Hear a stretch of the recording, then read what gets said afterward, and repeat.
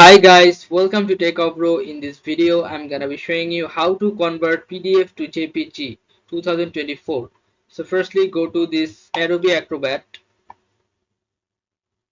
and open the PDF. Then click on Tools, which is top left corner. Click on this Tools and then click on Export. You have to find the export from here.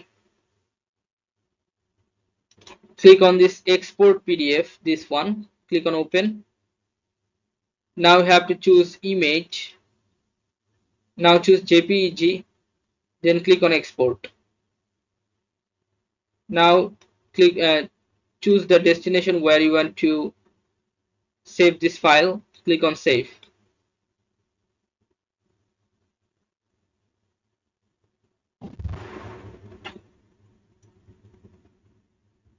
It will take some minute to seconds, so you have to hold on. Okay, now let's check back. You can see that all of this PDF has become to JPG file. Okay guys, so this is how you can do this guys. If you find this video helpful, then please give a thumbs up and don't forget to subscribe the channel. Thank you so much for watching the video.